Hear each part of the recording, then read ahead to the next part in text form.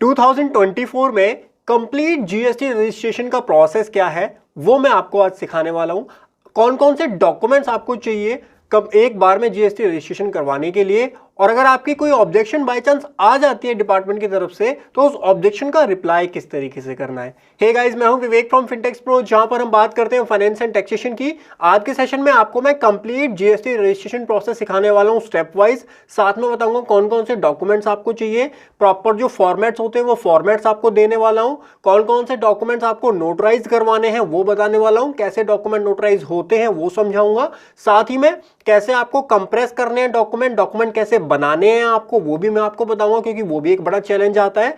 आधार authentication किस तरीके से करना है वो बताऊंगा, एड्रेस कैसे पुट करना है रजिस्ट्रेशन के टाइम पे वो बताने वाला हूं, और उसके बाद में जब आपके पास जीएसटी नंबर आता है तो कैसे फर्स्ट टाइम आप लॉगिन करेंगे जीएसटी पोर्टल पे, ये सारी चीजें हम डिटेल में डिस्कस करने वाले हैं। पहले कुछ बेसिक समझ लो कौन कौन से डॉक्यूमेंट आपको जीएसटी रजिस्ट्रेशन के लिए चाहिए होते हैं, बिकॉज अब ना काफी सारे चेंजेस आ गए हैं। देखो, जब आप पोर्टल पे जाओगे, पोर्टल पे आपको कोई इतने ज्यादा चेंजेस मिलेंगे नहीं। यहाँ पे तो आपको लगेगा कि सेम फॉर्म है, जो पहले फॉर्म होता था वही फॉर्म। अब तो कुछ भी तो चेंज नहीं है सर, पागल बना रहे हो आप। पागल नहीं बना रहा हूं, बहुत सारे चेंजेस बैकएंड पर हुए हैं।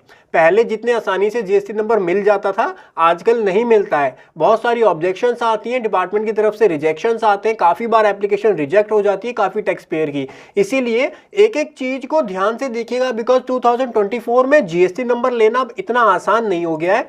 आपको कंप्लीट डॉक्यूमेंटेशन रखनी पड़ेगी अपनी। वो डॉक्यूमेंटेशन जब प्रोवाइड करोगे तभी आपको अपना जीएसटी नंबर टाइम से मिल पाएगा, अदरवाइज अननेसेसरी डिले हो जाएगा।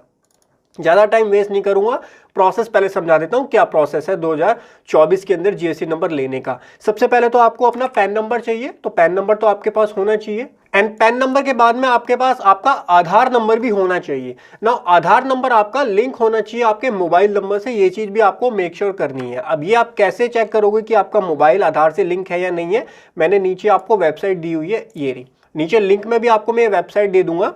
तो ये आधार की वेबसाइट है, यहाँ पे आपको सिंपल सा काम करना है, कुछ नहीं करना है। यहाँ पे आपको अपना आधार नंबर, मोबाइल नंबर और कैप्चे कोड डालना है।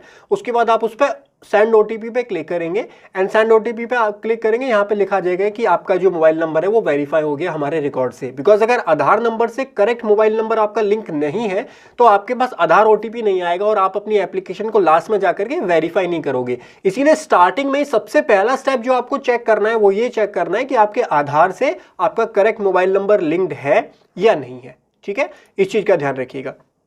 ओके सर, सबसे पहले आपने चेक कर लिया आपका आधार नंबर लिंक है या नहीं है। पैन नंबर आपके पास आ गया है, दो डॉक्यूमेंट्स आपके हो गए हैं। तीसरा डॉक्यूमेंट एक और इंपॉर्टेंट आ जाता है, पहले इसकी जरूरत नहीं होती थी बट आजकल इसकी जरूरत बहुत ज्यादा होने लग गई है, प्रोफेशनल टैक्स रजिस्ट्रेशन नंबर। अब सर ये क्या चीज होती है कि हमको ये भी पहले लेना पड़ेगा? काफी स्टेट्स में ऐसा होता है कि काफी स्टेट में ना आपको प्रोफेशनल टैक्स की रजिस्ट्रेशन की जरूरत पड़ती है। अगर आप कोई भी बिजनेस कर रहे हैं, जैसे आपको एक एग्जांपल देता हूं, वेस्ट बंगाल में अगर आप काम कर रहे हैं, कोई बिजनेस स्टार्ट करना चाहते हैं, तो आपको सबसे पहले वहां पे प्रोफेशनल टैक्स, पीटी नंबर बोलते हैं उसको, तो पीटी में रजिस्ट्रेशन करवाना पड़ेगा। सबसे पहले पीटी में रजिस्ट्रेशन करवाओ, फिर आपको यहां पर जीएसटी के लिए अप्लाई करना है। तो पीटी को मैं कैसे अप्लाई करते हैं उसके लिए मैंने सेपरेट वीडियो बनाई हुई है, डिस्क्रिप्शन में मैं लिंक दे दूंगा, वहां से चेक कर लीजिएगा।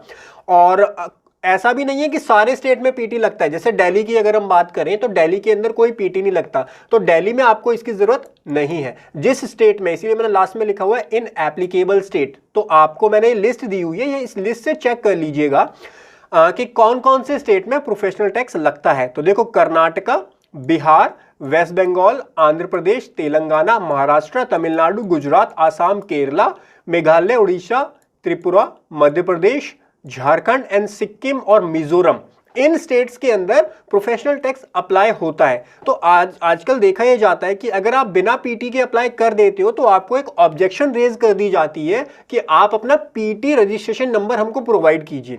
इसीलिए मैं आपको एडवांस में ये सारी चीजें पहले ही बता रहा हूं, सो दैट आपको कोई ऑब्जेक्शन बाद में ना आए। अगर आप इन स्टेट में फॉल करते हो जिनके नाम मैंने बताए हैं, इनका स्क्रीनशॉट ले लीजिएगा, तो आपके लिए मैंडेटरी है कि आप पहले प्रोफेशनल टैक्स में रजिस्ट्रेशन करवाएं। वो भी ऑनलाइन प्रोसेस होता है, वो स्टेट वाइज प्रोसेस प्रोसेस होता है, देखो हर स्टेट का अलग अलग प्रोसेस होता है, तो आपको स्टेट की वेबसाइट पे जाकर के वो रजिस्ट्रेशन करना होगा। मैंने शायद वेस्ट बंगाल का आपको दिखाया हुआ है, उसकी वीडियो आपको फिनटेक्स प्रो के यूट्यूब चैनल पर भी मिल जाएगी। बाकी स्टेट के लिए आपको स्टेट वेबसाइट पर जाकर रजिस्ट्रेशन करवाना पड़ेगा। और अगर आपके स्टेट में एप्लीकेबल नहीं होता तो बल्ले बल्ले, तो कोई दिक्कत वाली बात ही नहीं, आप अप्लाई कर सकते हो। उसके बाद बारी आती है proof of principal place of business.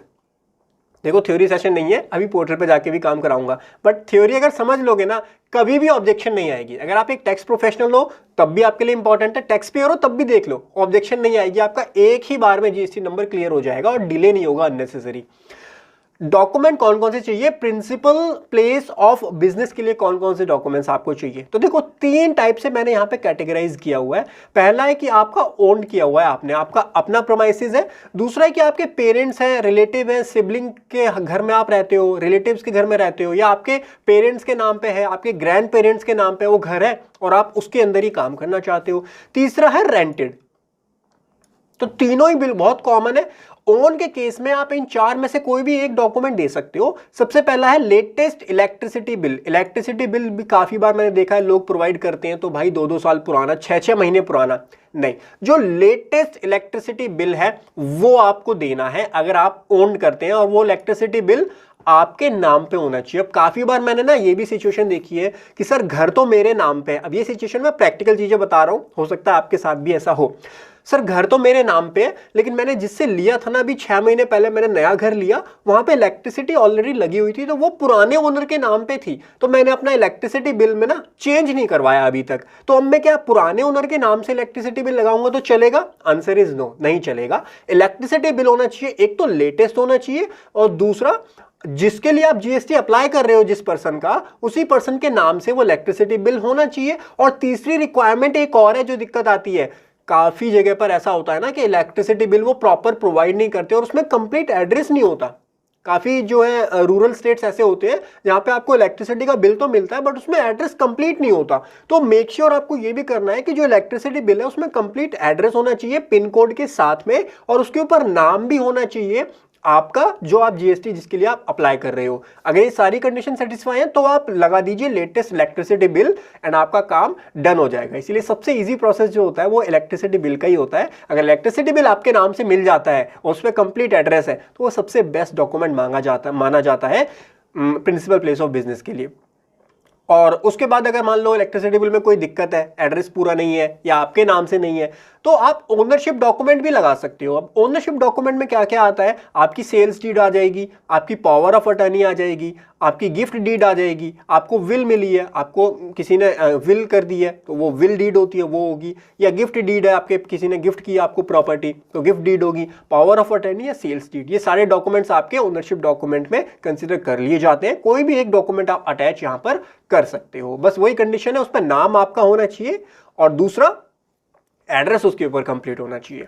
Next आता है म्युनिसिपल खाता कॉपी, ये आप लगा सकते हो, या फिर प्रॉपर्टी टैक्स रिसीट। तो इन 4 में से 1, 2, 3, 4 इन 4 में से कोई भी डॉक्यूमेंट आप अटैच कर सकते हो अगर आपका अपना घर है और आप अपने घर में कमर्शियली काम करना चाहते हो।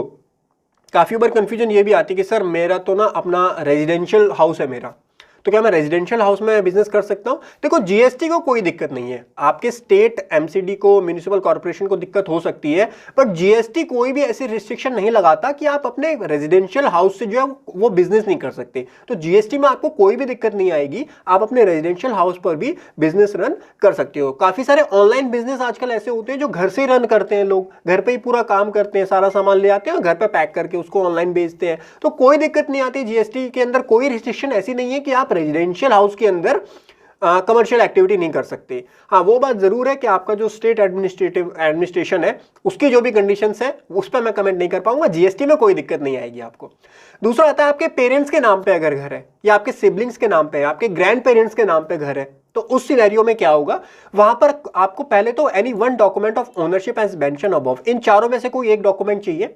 आपको इलेक्ट्रिसिटी बिल चाहिए अपने पेरेंट्स के नाम पे, ओनरशिप डॉक्यूमेंट जो कि आपके पेरेंट्स के नाम पे होंगे, म्युनिसिपल खाता कॉपी या प्रॉपर्टी टैक्स रिसीट, और साथ में चाहिए नोटराइज रेंट एग्रीमेंट या फिर एनओसी। 2 ऑप्शन आते हैं यहां पे, मैंने एनओसी मेंशन नहीं किया शायद, या तो आपको रेंट एग्रीमेंट चाहिए या फिर आपको एनओसी चाहिए। देखो, रेंट एग्रीमेंट आप अपने पेरेंट्स के साथ में रेंट एग्रीमेंट बना सकते हो, क्या कुछ गलत कर रहे हो? नहीं, आप रेंट एग्रीमेंट भी बनवा सकते हो, एनओसी भी आप बनवा सकते हो। एनओसी का मतलब होता है नो ऑब्जेक्शन सर्टिफिकेट। दोनों के फॉर्मेट मैंने आपको दिए हुए, लेकिन दोनों नोटराइज्ड होने चाहिए। अब नोटराइज का मतलब क्या है? देखो, बनाने को तो मैंने आपको फॉर्मेट दे दिया, लाइक मैं आपको एनओसी का फॉर्मेट एक दिखा देता हूं। ये जीएसटी का एनओसी का फॉर्मेट है, ये सारे फॉर्मेट का लिंक मैं डिस्क्रिप्शन में दे दूंगा, आप फॉर्मेट बना लो। नोटराइज कैसे होंगे वो मैं अभी आपको बताता हूं। देखो, ये आपका एनओसी का सर्टिफिकेट है, यहाँ पे आप अपनी डिटेल्स डाल लो और साइन करके प्रॉपर इसका प्रिंट आउट निकाल के इस पे साइन कर लो। आपको रेंट एग्रीमेंट चाहिए, रेंट एग्रीमेंट का फॉर्मेट मैं आपको दे दूंगा डिस्क्रिप्शन में, इसको डाउनलोड कर लो, डिटेल फिल कर दो सारी, साइन करा लो, और विटनेस के भी साइन यहाँ पर होंगे। ये अभी मैं बताऊंगा कैसे आपको ये प्रॉपरली फिल करना है। इंपॉर्टेंट चीज आती है कि आपको खाली इसको फिल करके अपलोड नहीं करना, इसको नोटराइज करवाना पड़ेगा। नोटराइज के लिए आपको किसी एडवोकेट के पास जाना है, वो आपको ये डॉक्यूमेंट्स नोटराइज करके देगा, इस पे स्टैंप लगा करके और देगा। फिर क्वेश्चन आता है कि क्या सर कितने का हमको यहाँ पर स्टैंप लगवानी चाहिए? सो जनरल कॉमन प्रैक्टिस में आपको बताता हूँ 100 से लेकर 200 500 तक का जो है यहाँ पर बनता है आपका स्टैंप ड्यूटी। अगर आप पे कर देते हो तो कोई दिक्कत वाली बात नहीं है। आपको जनरल जो प्रैक्टिस हमारी रहती है, हम 100 रुपये के स्टैंप पे जो है ये रेंट एग्रीमेंट बनवाते हैं। अब जब पैसों की बात आई है तो एक क्वेश्चन और आ रहा होगा, सर कितनी फीस लगती है जीएसटी रजिस्ट्रेशन में? देखो, जीएसटी रजिस्ट्रेशन करने के लिए मैं प्रोसेस आपको सिखाऊंगा आज। कोई फीस नहीं लेता जीएसटी डिपार्टमेंट। जीएसटी डिपार्टमेंट की तरफ से कोई फीस नहीं लगेगी, और इसमें ये ट्रांसपेरेंट है, इसमें कोई ऐसा नहीं है। लोग मार्केट में अलग अलग फीस लेते हैं, 500 से लेकर 2000 2500 3000 तक जीएसटी रजिस्ट्रेशन की फीस ली जाती है, लेकिन गवर्नमेंट को कुछ भी पे नहीं करना होता। लेकिन हाँ, ओवरहेड खर्चे हो जाते हैं, जैसे ये इसमें 100 रुपये की स्टैंप ड्यूटी लगेगी, जो पर्सन इसको स्टैंप करेगा, नोटराइज करेगा, वो भी अपनी फीस लेगा कुछ ना कुछ, तो ओवरहेड एक्सपेंसेस तो थोड़े बहुत होते हैं। ठीक है, नोटराइज एनओसी भी लगाओगे तो एनओसी भी नोटराइज करवानी पड़ेगी आपको, इसको भी आप 100 रुपये के स्टैम्प पेपर पे नोटराइज करवाएंगे तब अपलोड करेंगे। खाली साइन और स्टैम्प साइन करके अपलोड नहीं करना, नोटराइज जरूर करवा लेना एक एडवोकेट से। ठीक है, तो दो फॉर्मेट में दे दूंगा, अगर आपको चाहिए। वैसे फॉर्मेट उनके पास अवेलेबल होते हैं, उनके पास जाओगे वो आपको बना के दे देंगे। फिर भी आपको चाहिए तो मैं फॉर्मेट आपको प्रोवाइड कर दूंगा। ठीक है, सो एनओसी या फिर रेंट एग्रीमेंट आप पेरेंट्स के साथ में कर लो, वो अपलोड कर दो, और उसके साथ में ओनरशिप प्रूफ जो है वो अपलोड कर दो। उसके बाद में नेक्स्ट हमारा जो पॉइंट आता है, दैट इज अगर रेंटेड है। ये भी बहुत कॉमन इंडिया में मिलता है कि रेंट पे अगर आपने लिया हुआ है, तो रेंट वाले केस में आपको रेंट एग्रीमेंट देना पड़ेगा। ये भी आपका नोटराइज रेंट एग्रीमेंट रहेगा, और इलेक्ट्रिसिटी बिल देना पड़ेगा। अभी इलेक्ट्रिसिटी बिल किसके नाम से होगा? ऑब्वियसली आपके नाम से तो अभी इलेक्ट्रिसिटी बिल होगा नहीं, ये होगा लैंडलॉर्ड के नाम से। तो इलेक्ट्रिसिटी बिल पहले हमको ये डॉक्यूमेंट नहीं देने होते थे, मैं क्लैरिफाई कर देता हूं, आप बिना इसको दिए भी कर सकते हो अप्लाई। बट मैंने देखा है 10 में से 6-7 एप्लीकेशन में ऑब्जेक्शन आ जाता है कि हमको लैंडलॉर्ड का इलेक्ट्रिसिटी बिल दे दो, लैंडलॉर्ड का पैन नंबर, आधार नंबर दे दो। तो ये सारी चीजें जो मैं डॉक्यूमेंटेशन बता रहा हूं वो अपने एक्सपीरियंस के बेसिस पे बता रहा हूं, जिससे आपको कोई दिक्कत ना आए अप्लाई करने के बाद में। ठीक है, सो आप लेटेस्ट इलेक्ट्रिसिटी बिल प्रोवाइड कर दीजिए सबसे पहले तो लैंडलॉर्ड के नाम से जो है वो। उसके बाद में रेंट एग्रीमेंट जो है वो प्रोवाइड कर दीजिए, और विटनेस, 2 विटनेस के आपको डिटेल्स जरूर चाहिए। मैं आपको दिखा देता हूं, जैसे मैंने ये फॉर्मेट दिया, सारे रेंट एग्रीमेंट में आपको मिल जाएगा। यहां पे नीचे ना विटनेस 1 और विटनेस 2, इसका नाम, पेन और address, complete name, complete PAN number और कंप्लीट एड्रेस, दोनों विटनेस का आपको यहां पर देना है। काफी बार तो मैंने ये भी देखा है, टू बी वेरी फ्रैंक, कि वो विटनेस के भी पेन नंबर और आधार नंबर मांग लेते हैं। तो विटनेस पे आप जिसका नाम लिख रहे हो, आप अपनी फैमिली फ्रेंड में से, मतलब जो आपके क्लोज है, उनका आप विटनेस में यहाँ पर दीजिए डिटेल्स, और सो दैट अगर फ्यूचर में मांगा जाता है तो वो आप उनके डॉक्यूमेंट्स भी प्रोवाइड कर सके। ये वैसे बहुत ज़्यादा हो जाता है कि विटनेस के भी आपको पैन और आधार चाहिए, बट आजकल डिपार्टमेंट थोड़ा सा स्ट्रिक्ट हो गया है। लोगों ने ना फेक जीएसटी रजिस्ट्रेशन इतने सारे लिए हैं कि डिपार्टमेंट को स्ट्रिक्ट होना पड़ा, और इसीलिए प्रोसेस में आपको बता रहा हूँ बदल गया। तो प्रोसेस एज सच पोर्टल पर कुछ नहीं बदला, बट बैक एंड में काफ़ी सारी काम हमारे एक्स्ट्रा बढ़ गए हैं। जैसे विटनेस की सारी आपको कंप्लीट डिटेल्स देनी पड़ेंगी। पहले हम विटनेस नहीं भी दोगे तो चल जाएगा, बट अब विटनेस देना भी रेंट एग्रीमेंट में मैंडेटरी काइंड ऑफ हो गया है। 2 विटनेस जरूर देने हैं आपको with complete pan and address. ठीक है, इस चीज का ध्यान रखिएगा। उसके बाद लैंडलॉर्ड का पैन नंबर और आधार नंबर। काफी बार ये देखा गया कि लैंडलॉर्ड तो अपना पैन और आधार दे नहीं रहा है। भाई क्यों देगा वो अपना पैन और आधार? आप मांगोगे किसी से, आप किराए पे, रेंट पे आपने घर लिया, और आप बोलोगे कि पहले तो रेंट एग्रीमेंट बनवा लिया, उसके बाद में अपना पैन कार्ड और आधार कार्ड दे दो, तो कहीं ना कहीं लैंडलॉर्ड हिचकता है। लेकिन देखो, ऑब्जेक्शन आ जाती है। इसीलिए ट्राई करो, अगर मिल जाता है ना लैंडलॉर्ड का पैन और आधार तो पहले ही अपनी एप्लीकेशन में लगा दो, सो दैट डिपार्टमेंट को वहां उस पॉइंट पे कोई क्वेरी ना रहे। तो नहीं मिलता तो बिना पैन और आधार के आप अप्लाई कर दो, बट देयर आर चांसेस कि इस पॉइंट पर भी ऑब्जेक्शन आए और आपके लैंडलॉर्ड का पैन और आधार मांग लिया जाए। अब कहीं ना कहीं चीज थोड़ी सी अटपटी लगती है कि आप लैंडलॉर्ड का आधार पैन क्यों मांग रहे हो, जस्ट टू वेरीफाई कि भाई फेक रजिस्ट्रेशन नहीं है, कहीं फेक आपने एडिट वेडिट करके तो डॉक्यूमेंट नहीं प्रिपेयर किया, इसीलिए लैंडलॉर्ड का पैन और आधार यहाँ पर मांगा जाता है। डिपार्टमेंट थोड़ा सा स्ट्रिक्ट हो गया है। उसके बाद टेनेंट तो आप खुद है, जो जीएसटी अप्लाई कर रहा है टेनेंट तो वही है, तो आप अपना पैन और आधार तो जरूर दे दीजिए यहाँ पर, वो आप यहाँ पर अटैच कीजिए। तो रेंटेड के केस में ये सारे डॉक्यूमेंट आपको एक ही फाइल में लगाने होते हैं। ये सारे डॉक्यूमेंट एक फाइल में लगा करके आपको अपलोड करने होते हैं। मैं पोर्टल पे भी बताऊंगा किस तरीके से अपलोड किए जाते हैं। इसके अलावा हमारी बात आती है कि अगर आप किसी ऑर्गेनाइजेशन का कर रहे हो, किसी प्राइवेट लिमिटेड कंपनी का कर रहे हो, किसी ओपीसी का या एलएलपी का आप जीएसटी रजिस्ट्रेशन कर रहे हो, तो कुछ एक्स्ट्रा डॉक्यूमेंट्स आपको यहाँ पर चाहिए होते हैं। लाइक सबसे पहले तो सर्टिफिकेट ऑफ इनकॉर्पोरेशन आपको चाहिए उस एलएलपी का, उस ओपीसी का या फिर उस प्राइवेट लिमिटेड का। उसके साथ में आपको ऑथराइजेशन लेटर चाहिए, क्योंकि ऑथराइज सिग्नेटरी जो है उसको अपॉइंट किया जाता है जीएसटी के अंदर कि कौन जो है उसको साइन करेगा, तो एक ऑथराइजेशन लेटर होता है। इसका भी फॉर्मेट मैंने आपको शायद दिया है, ये रहा ऑथराइजेशन लेटर। जितने भी फॉर्मेट्स है ना, ये सारे फॉर्मेट्स मैं आपको नीचे डिस्क्रिप्शन में सबका लिंक दे दूंगा, तो आप ये फॉर्मेट्स को डाउनलोड कर सकते हो, और ये नोट्स मैं आपको बता रहा हूँ, नोट्स भी आप वहां से डाउनलोड कर सकते हो। उसके बाद पैन एंड आधार चाहिए आपको सारे डायरेक्टर्स के या फिर सारे पार्टनर्स के। एलएलपी पार्टनरशिप फर्म है तो आपको उनके चाहिए, और डायरेक्ट प्राइवेट लिमिटेड है तो आपको डायरेक्टर्स के चाहिए होंगे यहाँ पर पैन और आधार। उनकी डिटेल्स आपको फिल करनी होती है जीएसटी पोर्टल पे, मैं अभी दिखा दूंगा। कुछ इंपॉर्टेंट पॉइंट, प्रोफेशनल टैक्स वाला पॉइंट मैंने आपको बता दिया। जिस स्टेट में पीटी अप्लाई होता है वहां पर आप ट्राई कीजिए पीटी आप पहले लो, पीटी नंबर पहले लो, उसके बाद जीएसटी रजिस्ट्रेशन की तरफ जाओ। नेक्स्ट आता है maximum document size is 1 MB। अब ये बात आपको बहुत कॉमन से लगेगी कि सर ये बताने वाली बात क्या है, लेकिन जब आप अप्लाई करने के लिए जाओगे ना, आपको सबसे ज्यादा सिरदर्दी यही होगी, बिकॉज जब इतने सारे डॉक्यूमेंट आप एक फाइल के अंदर बनाने की कोशिश करोगे ना, तो वो 1 MB को क्रॉस हो जाएगा। फिर आप क्या करोगे, उसको कंप्रेस करोगे तो उसकी क्वालिटी खराब हो जाएगी, कुछ दिखेगा ही नहीं डॉक्यूमेंट में है क्या। तो ये टास्क कैसे किया जाता है ना, प्रैक्टिकल चैलेंज आपके साथ में डिस्कस करूंगा, खाली ये थ्योरी पढ़ाने थोड़ी आया हूं आज मैं। तो जो एक्सपीरियंस हम फेस करते हैं वो मैं आपके साथ डिस्कस करने वाला हूं। तो कैसे 1 MB में आपको वो पूरी फाइल प्रिपेयर करनी है, कैसे कंप्रेस करना है, कौन से टूल है जिससे आप कंप्रेस करोगे, मर्ज करना है कोई पीडीएफ वो कैसे करोगे वो भी बताऊंगा। थर्ड है ऑनलाइन टूल आप यूज कर सकते हो, ये वेबसाइट है, ये मैं आपको, आपने शायद सुना भी हो, आई लव पीडीएफ करके वेबसाइट होती है। आधार को आधार नंबर पे मोबाइल लिंक है या नहीं है, उसके लिए ये वेबसाइट है, ये मैंने आपको स्टार्टिंग में बता दिया था। Turnover limit for GST registration मैंने यहाँ पे दी हुई, किस स्टेट में कितनी टर्नओवर लिमिट है वो आप यहाँ से चेक कर सकते हो। इसके अलावा अगर आप वॉलेंट्री बेसिस पर रजिस्ट्रेशन करना चाहते हो, जैसे मेरी टर्नओवर तो अभी सर मैंने बिजनेस स्टार्ट किया है, मैं तो वॉलेंट्री बेसिस पर रजिस्ट्रेशन जो है वो लेने जा रहा हूँ, तो आप वॉलेंट्री बेसिस पे भी ले सकते हो। और अगर मेक श्योर कीजिए कि सारे डॉक्यूमेंट, आपका जो डॉक्यूमेंट्स है उस पर कंप्लीट बिजनेस एड्रेस होना चाहिए, ठीक है। तो ये कुछ बेसिक नोट्स थे, डॉक्यूमेंट्स की रिक्वायरमेंट थी जो मैंने आपके साथ डिस्कस की। अब ज्यादा थ्योरी में नहीं चलेंगे, अब डायरेक्ट जीएसटी पोर्टल पे आ जाओ। लेकिन ये सारे पॉइंट्स, ये डॉक्यूमेंट सबसे पहले तैयार करके रख लेना। डॉक्यूमेंट तैयार करके नहीं रखोगे तो मेरी वीडियो पॉज कर करके डॉक्यूमेंट तैयार करने के लिए जाओगे, अटक जाओगे। इसीलिए मैंने पहले आपको पूरे प्रोसेस बता दिया कि कौन कौन से डॉक्यूमेंट्स हमको कंप्लीट चाहिए। उसके बाद सबसे पहले यहाँ पर आपको क्या है, एक टीआरएन नंबर जनरेट करना है। 2 पार्ट होते हैं जीएसटी रजिस्ट्रेशन के। पार्ट 1 में हम टीआरएन नंबर जनरेट करेंगे, पार्ट 2 के अंदर हमारी फाइनल एप्लीकेशन फाइल की जाएगी। तो पार्ट 1 में सबसे पहले आपको यहाँ पर आई एम अ सेलेक्ट करना है कि आपका स्टेटस क्या है। मैंने नोटिस किया है कि यहाँ पर भी लोग गलत चीज़ें जो है वो सेलेक्ट कर लेते हैं। यहाँ पे काफ़ी सारे ऑप्शन आएंगे, जैसे कि आपका टैक्स पेयर है, टैक्स डिडक्टर है, टैक्स कलेक्टर है, ई कॉमर्स। मैंने तो देखा है कि एक पर्सन ने, उसको ऑनलाइन सेलिंग करनी थी अमेजोन के ऊपर, उसने क्या किया, जैसे रजिस्ट्रेशन करवाया और उसको दिख गया ई कॉमर्स, तो उसने ई कॉमर्स पे टिक कर दिया। तो आप किसी प्रोफेशनल को जब दे रहे हो ना 500 रुपये, 1000 रुपये, 2500 रुपये, 3000 रुपये, वो इसी चीज़ के लेता है, बिकॉज उसको पता है कि ये जो टैक्स कलेक्टर ई कॉमर्स लिखा है ना, इसका मतलब है कुछ और। इसका मतलब जब अमेजोन अप्लाई करेगा ना अपने जीएसटी के लिए, या जब फ्लिपकार्ट अपना जीएसटी अप्लाई करेगा ना, तो फ्लिपकार्ट को नॉर्मल जीएसटी के साथ में ये वाला भी फ्लिपकार्ट के लिए रिक्वायर्ड होता है टैक्स को कलेक्ट करना, अमेजोन के लिए रिक्वायर्ड होता है टैक्स को कलेक्ट करना, स्नैपडील के लिए रिक्वायर्ड होता है, मिंत्रा के लिए रिक्वायर्ड होता है। उसके ऊपर आप तो सेलिंग कर रहे हो भाई, आप अमेजोन थोड़ी हो, बात समझ रहे हो, आप अमेजोन नहीं हो, आप अमेजोन के प्लेटफॉर्म पे सेल कर रहे हो, आप तो एक ऑनलाइन सेलर हो।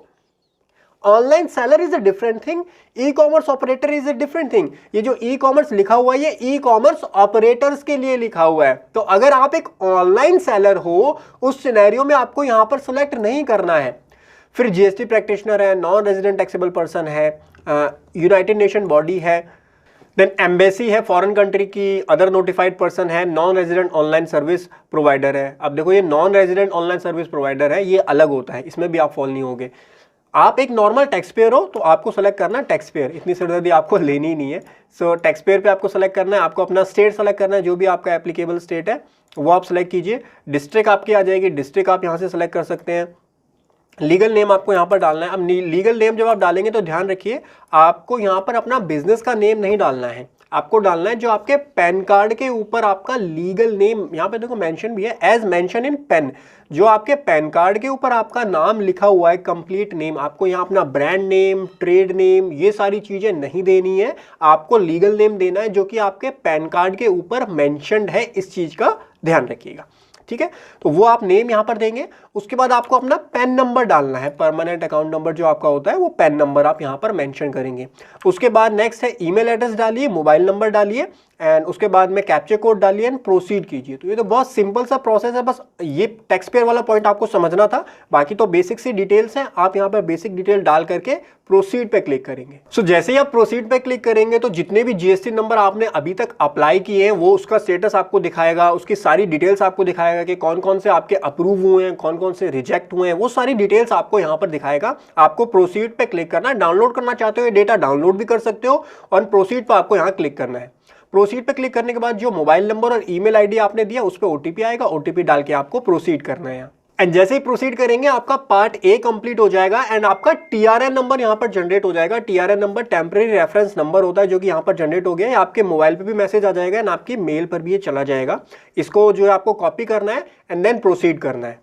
प्रोसीड करके यहाँ पे आपका टीआरएन नंबर डालने की डिटेल आ जाएगी। देखो अभी अभी हमने न्यू रजिस्ट्रेशन पे क्लिक किया था, अब हमारा पार्ट 2 स्टार्ट होगा जहां पे हमको अपना टीआरएन नंबर यहाँ देना है, कैप्चा कोड डालना है एंड देन प्रोसीड करना है। सो टीआरएन नंबर डालने के बाद आपको ओटीपी डालना है जो कि आपके मोबाइल और ईमेल दोनों पे आया होगा एंड फिर आप प्रोसीड करेंगे।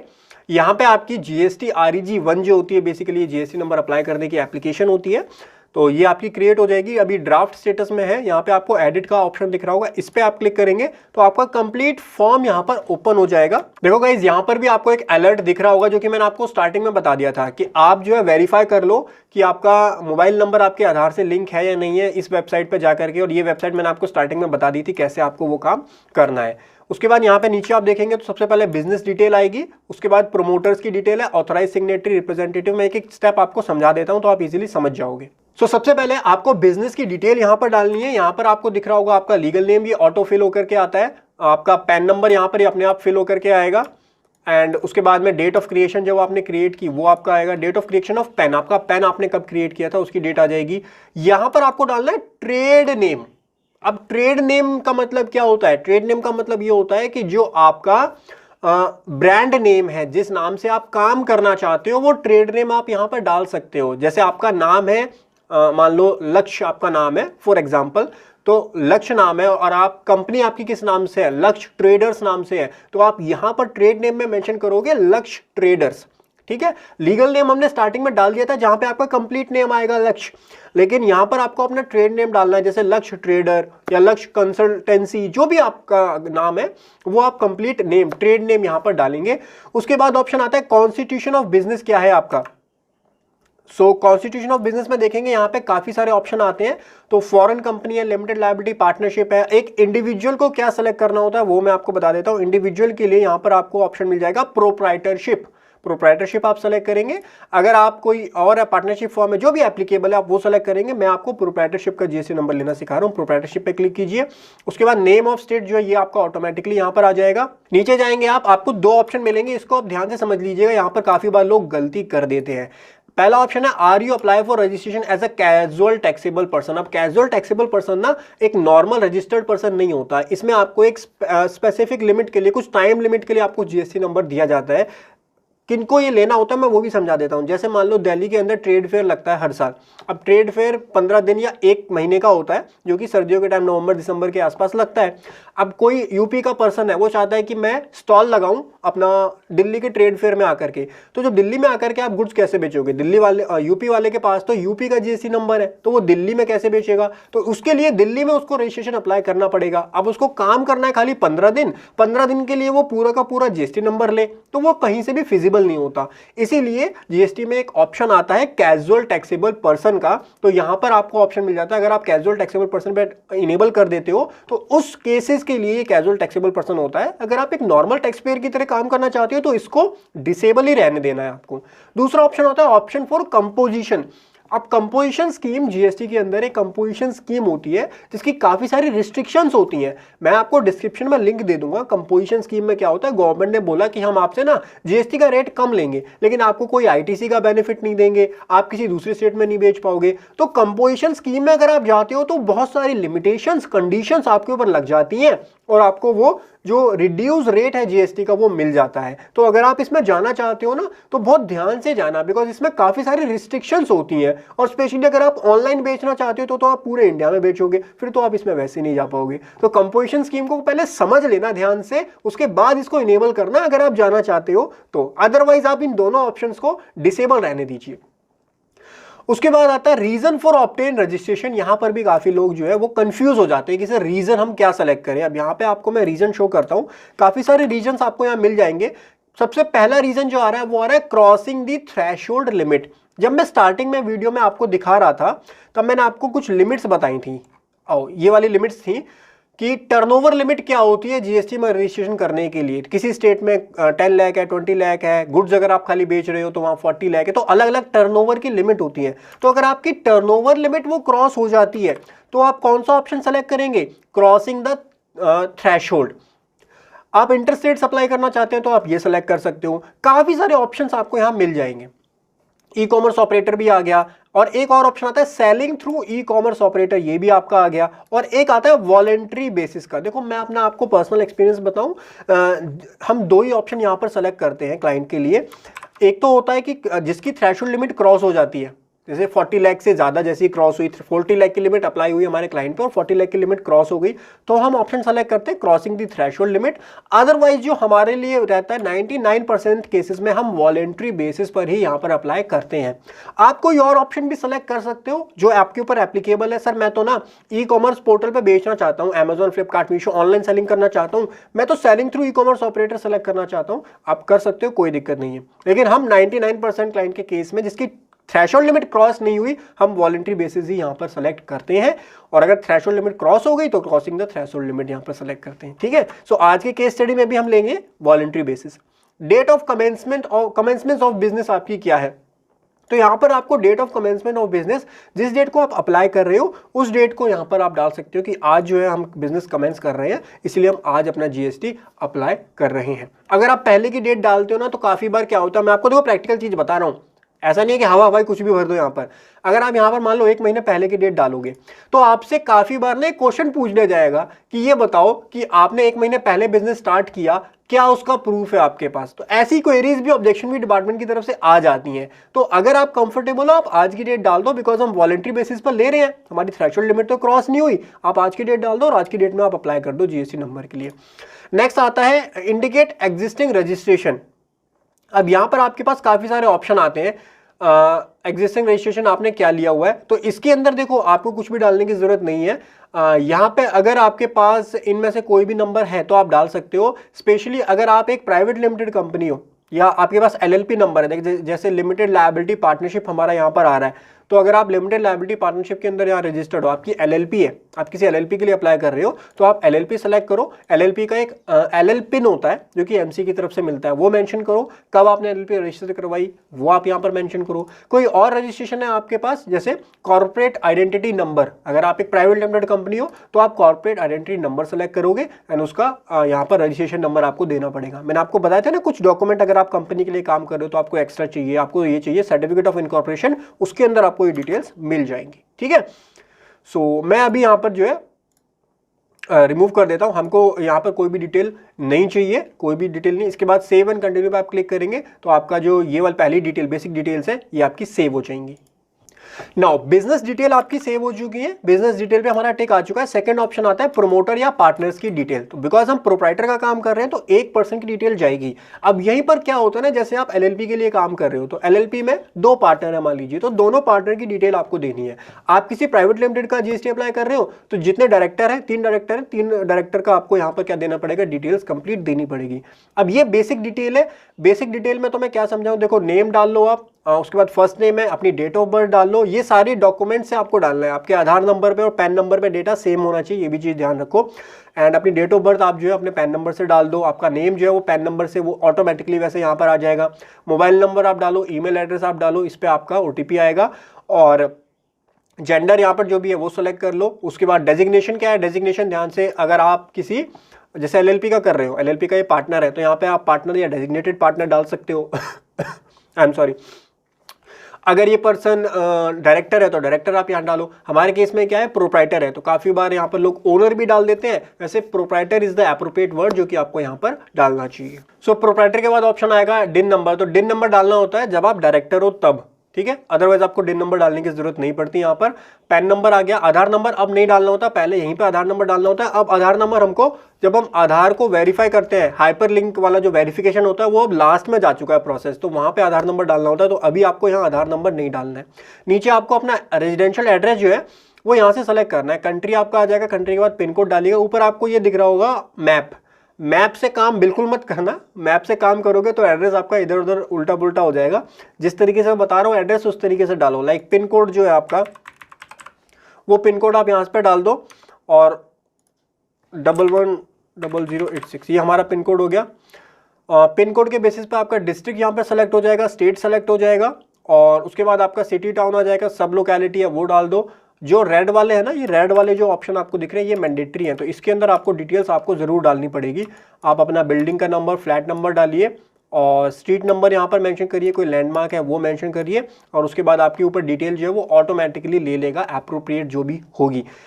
इसके बेसिस पर मत डालना। यहाँ पर आपका जो डॉक्यूमेंट है, जैसे आधार नंबर है, आधार कार्ड है आपके पास, तो आधार कार्ड पे जो एड्रेस है वो एड्रेस आप यहाँ पर मेंशन करना अपने इस वाले एड्रेस के अंदर। उसके बाद आपको अपनी एक फोटोग्राफ यहाँ पर अपलोड करनी होगी। तो फोटोग्राफ आप यहाँ पर कैप्चर भी कर सकते हैं, मैं कैप्चर अभी नहीं करूँगा बिकॉज ये वीडियो रिकॉर्ड हो रही है। चूज आपके पास जो भी पासपोर्ट साइज़ की फ़ोटो, नॉर्मल फ़ोटो है आपकी, बस क्लियर होनी चाहिए, फेस विजिबल होना चाहिए उसमें, ऐसे टेढ़ी मेढ़ी फ़ोटो मत डालना, फेस आपका क्लियरली होना चाहिए सामने, जो पासपोर्ट साइज़ फ़ोटो जैसी होती है। एंड वो आप यहाँ से अपलोड कर सकते हो। फाइल साइज़ ध्यान रखना 100 KB से छोटा होना चाहिए उसका, वो आप यहाँ पर अपलोड करोगे। और ऑल्सो ऑथोराइज सिग्नेटरी का एक ऑप्शन यहाँ पे आ रहा होगा, इसको इनेबल जरूर कर देना क्योंकि हमारे केस में जो प्रोप्राइटर है वही ऑथोराइज सिग्नेटरी है, तो इसको आप इनेबल जरूर करेंगे। इसका मतलब ये जो पर्सन है ये हमारा ऑथोराइज सिग्नेटरी भी है। अब मैं एक बार जल्दी से जो डिटेल्स है वो मेंशन कर देता हूँ, उसके बाद फिर आपको सेव एंड कंटिन्यू पे क्लिक करना है। एंड गाइस उसके बाद हमारा थर्ड जो टैब है वो आ जाएगा ऑथोराइज सिग्नेटरी का। तो यहाँ पर जो डिटेल हमने फिल की थी, आपको बस प्राइमरी ऑथोराइज सिग्नेटरी जो है इस पर टिक करना है और उसके बाद में नीचे आपको जाना है, सारी डिटेल्स आपकी एज इट इज आ जाएगी, कुछ भी आपको यहाँ एक्स्ट्रा करने की जरूरत नहीं है। अगर आप प्रोप्राइटरशिप के इंडिविजुअल के केस में कर रहे हो, सेव एंड कंटिन्यू पे आपको क्लिक कर देना है। ऑथोराइज रिप्रेजेंटेटिव, अगर आप जैसे कंपनीज होती हैं, एलएलपी होती है, तो वहाँ पे ऑथोराइज रिप्रेजेंटेटिव की जरूरत पड़ती है। अदरवाइज ऑथोराइज रिप्रेजेंटेटिव को आप यहाँ पर डिसेबल रहने दीजिए एंड सेव एंड कंटिन्यू पे क्लिक कीजिए। मोस्ट इंपॉर्टेंट टेबल आ चुकी है, detail of principal place of business, जिसके लिए जहां पर लोग सबसे ज्यादा कंफ्यूज होते हैं वो इसी टैब के अंदर होते हैं, प्रिंसिपल प्लेस ऑफ बिजनेस के अंदर, मतलब आपका बिजनेस कहां पर आप बिजनेस रन कर रहे हो वो। तो सबसे पहले यहाँ पर आपको डालना है पिन कोड। तो ये मैं आपको डिटेल में समझाऊंगा बिकॉज यहाँ पर काफी बार मिस्टेक हो जाती है और ऑब्जेक्शन भी आ जाती है। तो आप पिन कोड यहाँ पर सबसे पहले डालिए, आपका स्टेट आ जाएगा, डिस्ट्रिक्ट आ जाएगा और सिटी टाउन आ जाएगा, फिर लोकेलिटी और सब लोकेलिटी है, रोड, स्ट्रीट। अब ये डिटेल जो आप डालोगे ना, ये कहां से डालनी है, आपको चेक करना है जो आपका रेंट एग्रीमेंट है, जो आपका इलेक्ट्रिसिटी बिल है, उसके ऊपर जो आपका कंप्लीट एड्रेस आ रहा है, वो कंप्लीट एड्रेस आपको यहां पर मेंशन करना पड़ेगा एज इट इज। यहां पर कोई भी गलती नहीं चलेगी। जो आपका उसके ऊपर डॉक्यूमेंट्स में एड्रेस आ रहा है वही एड्रेस आपको एज इट इज यहां पर मेंशन करना पड़ेगा। जैसे सब लोकेलिटी मैं आपको एक एड्रेस करके दिखाता हूं, रोहिणी सेक्टर 21, ये ऐड हो गया। उसके बाद रोड एंड स्ट्रीट आपको ऐड करनी है, तो ये मैं हाइपोथेटिकली ऐड कर देता हूं, आपको डॉक्यूमेंट से डालना है, ठीक है। और नेम ऑफ प्रोमाइसेस जो है वो आप यहां पर एंटर करेंगे, ये वैसे ऑप्शनल है, जो रेड वाले हैं ये मैंडेटरी होता है। बिल्डिंग नंबर में आपको डालना पड़ेगा आपका हाउस नंबर या बिल्डिंग नंबर क्या है, फ्लोर नंबर है तो फ्लोर नंबर आप डालेंगे, और लैंडमार्क जो है वो आपको मेंशन करना पड़ेगा। ये ध्यान रखना, ऊपर आप एक चीज देखोगे कि आपका अप्रोक्सीमेटली वही एरिया होना चाहिए, एग्जैक्टली वहां लेके मत जाना। इस मैप में अगर आप देखोगे ना तो आपका हो सकता है एग्जैक्ट लोकेशन ना आए, तो इस मैप को ज्यादा आप जो है कंसीडर मत करना। आप जो एड्रेस मेंशन कर रहे हो वो एड्रेस आपका करेक्ट होना चाहिए, और मैप में जस्ट देख लेना कि जैसे दिल्ली है तो भाई आपके आसपास का एरिया आ रहा हो, ऐसा ना हो कि यूपी बिहार का कोई यहाँ पर एड्रेस आ रहा हो, वो तो ऑब्वियसली वही आएगा क्योंकि पिन कोड जब आपने वो डाला है तो आपका आसपास का एरिया ही मैप के अंदर आ रहा होगा। ये चीज मेक श्योर जरूर कर लेना बस, बाकी डिटेल्स आप मैन्युअली अपने डॉक्यूमेंट्स के अकॉर्डिंग यहां पर मेंशन करेंगे, इस चीज का ध्यान रखिएगा। नेक्स्ट पॉइंट आता है स्टेट जुरिडिक्शन या फिर वार्ड नंबर क्या है। तो यहां पर आपका जो आपने पिन नंबर डाला वहां से वार्ड ऑटोमेटिकली आ जाएगा, हमारे केस में वार्ड 63 आ रहा है। अगर आपका वार्ड यहां पर नहीं आ रहा या 2 3 4 वार्ड आ रहे हैं तो उसमें आप क्या सेलेक्ट करोगे, उसके लिए आपको अपने स्टेट की वेबसाइट पे जाना है। जैसे दिल्ली का हम कर रहे हैं तो दिल्ली के लिए दिल्ली वैट की वेबसाइट होती है, दिल्ली वैट की वेबसाइट पे जाके आपको उसका जुरिडिक्शन नंबर जो है जुरिडिक्शन नंबर मिल जाएगा, कौन सा आपका पिन कोड का क्या जुरिडिक्शन नंबर है। हमारे केस में ऑटोमेटिकली आ गया तो हमने वार्ड 63 यहाँ पर सेलेक्ट कर दिया। ये तो हो गया स्टेट जुरिडिक्शन। इसी तरीके से सेंट्रल का जुरिडिक्शन भी होगा। देखो जीएसटी जो है ना वो सेंट्रल और स्टेट दोनों ही मिलकर के इसको चलाते हैं, तो स्टेट जुरिडिक्शन हमने यहाँ पर डाल दिया। सेंट्रल जुरिडिक्शन के लिए आप क्या करोगे, यहाँ पे लिंक पे जाइए, एडवांस पे जाओ, ये सीबीआईसी की वेबसाइट यहाँ पर ओपन हो जाएगी। यहाँ पर आप सर्विसेज के अंदर जाएंगे एंड सर्विसेज के अंदर आपको नो योर जुरिडिक्शन मिल जाएगा, एंड यहाँ पे आप जाएंगे, यहाँ पे आप दिल्ली सेलेक्ट कीजिए, जो भी स्टेट है आपका वो स्टेट आप यहाँ से सेलेक्ट कर लीजिए। एंड स्टेट सेलेक्ट करने के बाद में लाइक आपको यहाँ एड्रेस दिखा देगा, लेकिन हमको इसके अंदर देखना है, इस पर आप क्लिक करेंगे दिल्ली के अंदर, तो ये आपके जोन आ जाएंगे, कौन कौन से जोन है। तो आप अपने पिन कोड के हिसाब से अपना जोन और सारी डिटेल्स यहाँ से चेक कर सकते हो। तो रेंज आप जो है सीबीएसई की वेबसाइट से चेक कर लो क्या आपकी रेंज पड़ रही है, ठीक है। उसके बाद आपका ईमेल एड्रेस आ जाएगा, ऑफिस का ईमेल एड्रेस आ जाएगा, आपका मोबाइल नंबर यहाँ पर आ जाएगा। उसके बाद में बारी आती है सबसे इंपॉर्टेंट चीज की, जो कि है nature of possession of premises. अब मैंने आपको चार्ट में बताया था कि आपके या तो आपका रेंटेड होगा या आपका ओन्ड होगा या आपके पेरेंट्स के नाम पे होगा।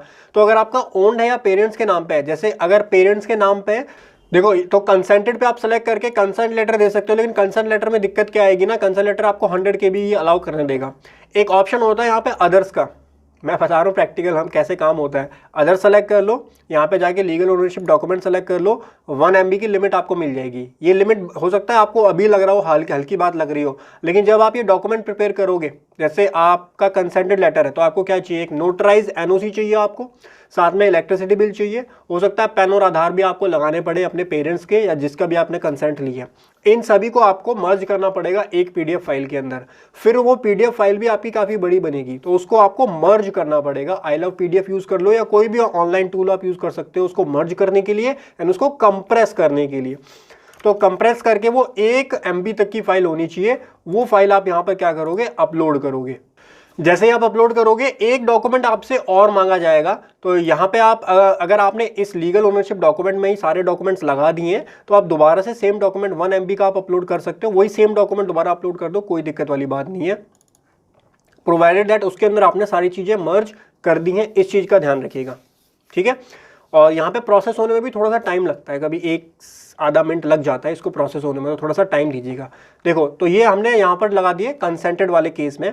अब मैं आपको बताता हूँ, अगर आपको कोई भी केस ले, देखो यहाँ पे ज़्यादा फोकस ये मत करो कि आप क्या सेलेक्ट कर रहे हो, वो ज़्यादा मैटर करता नहीं है। जो डॉक्यूमेंट आप अपलोड कर रहे हो ना वो ज़्यादा मैटर करता है। डॉक्यूमेंट जो आपने अपलोड किए वो आपके करेक्ट होनी चाहिए, जिस हिसाब से मैंने डॉक्यूमेंट्स बताए उस हिसाब से आपके डॉक्यूमेंट्स होने चाहिए।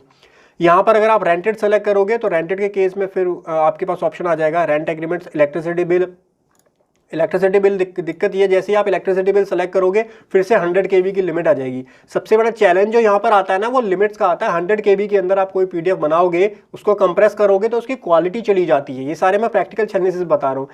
तो इसीलिए जो भी चीज़ आप अदर सेलेक्ट कर लो, अदर सेलेक्ट करके लीगल ओनरशिप डॉक्यूमेंट डाल दो, 1 MB की लिमिट आपकी बन जाएगी। उसके बाद आप अपने जो डॉक्यूमेंट प्रिपेयर करें उन सब डॉक्यूमेंट को मर्ज करो, सबको कंप्रेस करो, 1 MB के अंदर लेकर के आओ और डॉक्यूमेंट जो जो चाहिए वो मैंने आपको स्टार्टिंग में ही डिटेल में बता दिए थे कि जो केस आपका फॉल करता है वो डॉक्यूमेंट आप सारे अरेंज कर लो और सारे एक फाइल के अंदर, एक पीडीएफ के अंदर लगा लो एंड उसको क्या कर दो, कंप्रेस कर दो, 1 MB के अंडर वो लेकर के आ जाओ एंड उसके बाद फिर उसको आप यहाँ पर अटैच कर दो। ठीक है, सो मैं यहाँ पर डॉक्यूमेंट्स एक बार अटैच करता हूँ, फिर आगे कंटिन्यू करेंगे। एंड इसकी टेंशन मत लेना कि सर मेरा तो ओन्ड है या मेरा तो रेंटेड है और मैं यहाँ पे अदर सेलेक्ट कर रहा हूँ तो ऑब्जेक्शन नहीं, उससे कोई ऑब्जेक्शन नहीं आएगी, उसकी टेंशन आप मत लो, उसकी कोई ऑब्जेक्शन कभी नहीं आती है। डॉक्यूमेंट जो लगाओगे आप, डॉक्यूमेंट के बेसिस पर ही आपकी ऑब्जेक्शन जो है वो आएगी।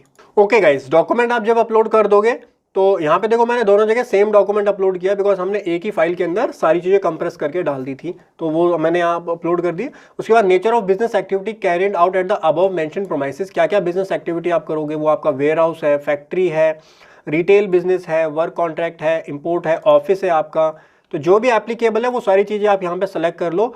क्या आपका एडिशनल प्लेस ऑफ बिजनेस है कोई, तो वो आप यहाँ सेलेक्ट करो। एक चीज़ ध्यान रखना, अगर आपका कोई एडिशनल प्लेस ऑफ बिजनेस है या कोई ब्रांच है वो आप यहाँ सेलेक्ट करते हो, वो आप ऐड करोगे, उसका भी प्रूफ आपको देना पड़ेगा। जैसे आपने इसका प्रूफ दिया, यहाँ पे आपने जो डॉक्यूमेंट्स दिए वो डॉक्यूमेंट आपको एडिशनल प्लेस ऑफ बिजनेस के भी देने पड़ेंगे।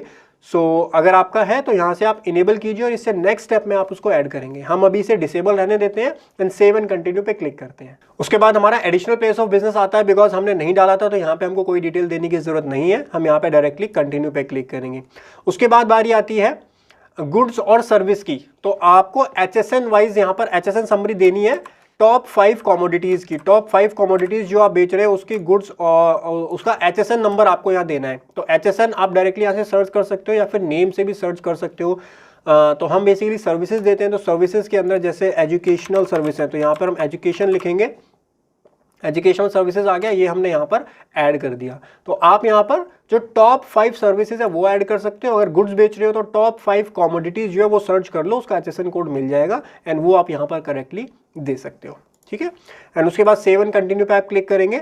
उसके बाद बारी आती है स्टेट स्पेसिफिक इन्फॉर्मेशन की। तो वैसे तो जनरली ये फिल करने की जरूरत नहीं होती, लेकिन अगर आप किसी ऐसे स्टेट में रहते हो जहां पर प्रोफेशनल टैक्स अप्लाई होता है, जैसे वेस्ट बंगाल हो गया, महाराष्ट्र हो गया, मैंने आपको लिस्ट दी थी स्टार्टिंग में, उस स्टेट में अगर आप अप्लाई कर रहे हो तो यहां पर आपको professional tax registration certificate number होता है एक, रजिस्ट्रेशन सर्टिफिकेट नंबर, यहां पर पीटी नंबर जरूर देना है वरना ऑब्जेक्शन आ जाती है। और जनरली मैंने देखा है कि आजकल ऑब्जेक्शन आ रही हैं अगर आप किसी ऐसे स्टेट में रहते हो जहां पीटी मैंडेटरी है और आप बिना पीटी के जीएसटी के लिए जाओगे तो पीटी के ऑब्जेक्शन वो रेज कर देते हैं। तो इसीलिए आप पीटी का RC number, registration certificate number जो है वो यहाँ पर मेंशन करेंगे अगर आप उन स्टेट में रहते हैं। अदरवाइज आप इसको स्किप कर सकते हो, बिकॉज हम अभी दिल्ली का क्लाइंट है हमारा ये, तो हम यहाँ पे स्किप करेंगे एंड सेव एंड कंटिन्यू पे क्लिक करेंगे। उसके बाद में मोस्ट इंपॉर्टेंट ऑप्शन आपका आ जाता है जो कि है आधार ऑथेंटिकेशन से रिलेटेड। अब आधार ऑथेंटिकेशन पे एक चीज ध्यान रखिएगा, यहां पर इनेबल यस जरूर कीजिएगा। अगर यस नहीं करोगे तो फिजिकल वेरिफिकेशन हो जाएगा, फिर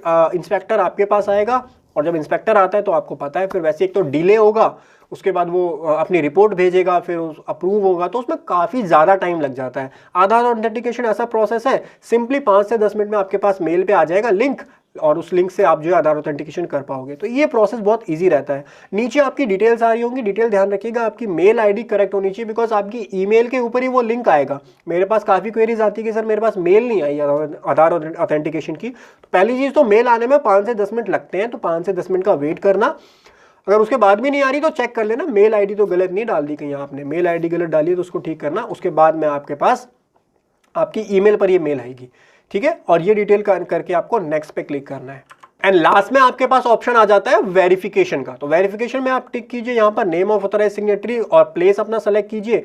उसके बाद यहाँ पर इनेबल ऑप्शन हो जाएगा ईवीसी का। तो ईवीसी में आपने जो मोबाइल नंबर डाला है उस पर आपके मोबाइल पे और ईमेल पे ओटीपी जाएगा, उस ओटीपी से वेरीफाई कर दीजिए। उसके बाद आपका ये पार्ट बी कंप्लीट हो जाएगा, बट अभी आपकी एप्लीकेशन सबमिट नहीं हुई है। ईवीसी डालने के बाद भी एप्लीकेशन सबमिट नहीं मानी जाएगी। इसके बाद आपको 5 से 10 मिनट का वेट करना पड़ेगा एंड आपकी ईमेल के ऊपर एक लिंक आएगा। सो मैं आपको वो मेल दिखा देता हूँ किस तरीके से वो मेल आएगी। 5 से 10 मिनट वेट जरूर कर लेना।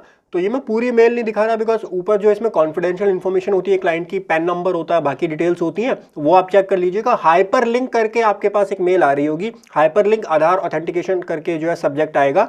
इनबॉक्स में देखिएगा या फिर स्पैम में एक बार चेक कर लीजिएगा। उसमें यहाँ पर please click the following link in case you wish to continue your Aadhaar authentication. तो जैसे ही आप इस पर क्लिक करेंगे ये लिंक शायद एक्सपायर ना हो गया हो, ये एक्सपायर हो गया है बिकॉज हमने इसका आधार ऑथेंटिकेशन ऑलरेडी कर दिया है। ये मैं किसी दूसरे क्लाइंट का दिखा रहा हूँ। बहुत सिंपल स्टेप है, आप समझ लो क्या स्टेप करना है। आप जैसे यहाँ क्लिक करोगे यहाँ पे आपका डिटेल्स आ जाएंगी। आपको अपना आधार नंबर सबसे पहले यहाँ पे मेंशन करना है। आधार नंबर जैसे ही आप डालोगे उसके बाद कंटिन्यू पे क्लिक करना है, वेरीफाई पे क्लिक करना है। उसके बाद आपके आधार की सारी डिटेल्स आ जाएंगी। आपको ईमेल ओटीपी, आधार नंबर से आपका मोबाइल नंबर लिंक होना चाहिए, ये चीज़ ध्यान रखो। उसके बाद उस पर आप क्लिक करो, आपके मोबाइल नंबर पे ओटीपी आएगा, वो ओटीपी मेंशन करो, आपका आधार ऑथेंटिकेशन कंप्लीट हो जाएगा। 2 मिनट का भी काम नहीं है, 1 मिनट का काम है, बहुत छोटा सा। ठीक है, इस तरीके से आपको अपना आधार ऑथेंटिकेशन कंप्लीट करना है। और ध्यान रखना, जब आप अपना आधार ऑथेंटिकेशन सक्सेसफुली जब तक कंप्लीट नहीं करोगे तब तक एप्लीकेशन सबमिट नहीं मानी जाएगी। तो जब आप ये कंप्लीट कर दोगे तब आपकी एप्लीकेशन सबमिट हो गई है। और उसके बाद विद इन 7 वर्किंग डेज के अंदर अगर सब कुछ ओके रहता है तो आपका जीएसटी नंबर अप्रूव होकर के आपकी मेल के ऊपर आ जाएगा। इस चीज का ध्यान रखिएगा।